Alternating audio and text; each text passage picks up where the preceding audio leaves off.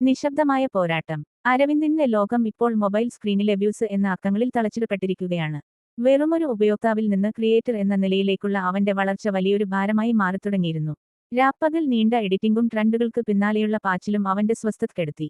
ഒരിക്കൽ തന്റെ ഹൃദയത്തിൽ നിന്ന് ഉറവയെടുത്ത അതിമനോഹരമായ ഒരു കഥ അവൻ വീഡിയോയാക്കി. ഏറെ പ്രതീക്ഷയോടെ പോസ്റ്റ് ചെയ്തെങ്കിലും ലഭിച്ച അക്കങ്ങൾ അവനെ നിരാശനാക്കി. അതേസമയം ആഴമില്ലാത്ത വെറും തമാശ വീഡിയോകൾ ദശലക്ഷങ്ങൾ കടന്നുപോകുന്നത് കണ്ടപ്പോൾ അവന്റെ ഉള്ളിലെ കലാകാരൻ തകർന്നുപോയി. തന്റെ കഷ്ടപ്പാടുകൾ ആരും കാണുന്നില്ലെന്ന തിരിച്ചറിവ് അവനെ വേദനിപ്പിച്ചു. ആ രാത്രിയിൽ ഫോൺ മാറ്റിവെച്ച് അവൻ ചിന്തിച്ചു. അടുത്ത ദിവസം അവൻ ക്യാമറയ്ക്ക് മുന്നിലെത്തിയത് ഒരു മാറ്റവുമായാണ്. ഇത്തവണ വ്യൂസിനായി ആയിരുന്നില്ല അവന്റെ ശ്രമം, മറിച്ച് സ്വന്തം മനസ്സിനായിട്ടായിരുന്നു.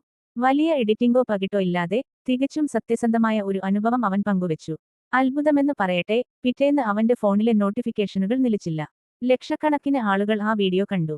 ഹൃദയത്തിൽ തൊട്ടു എന്ന കമന്റുകൾ അവനെ തേടിയെത്തി. പെർഫെക്റ്റ് വീഡിയോകളെയല്ല, മറിച്ച് മനുഷ്യത്വമുള്ള, സത്യസന്ധമായ നിമിഷങ്ങളെയാണ് ലോകം ആഗ്രഹിക്കുന്നതെന്ന് അരവിന്ദ് തിരിച്ചറിഞ്ഞു. അന്ന് മുതൽ അരവിന്ദ് വ്യൂസുകളെ പിന്തുടരുന്നത് നിർത്തി, പകരം വ്യൂസുകൾ അവനെ പിന്തുടരാൻ തുടങ്ങി. എങ്കിലും ഓരോ വിജയത്തിന് പിന്നിലും ഒരു ക്രിയേറ്ററുടെ നിശബ്ദമായ പോരാട്ടമുണ്ടെന്ന് അവൻ എന്നും ഓർമ്മിച്ചു.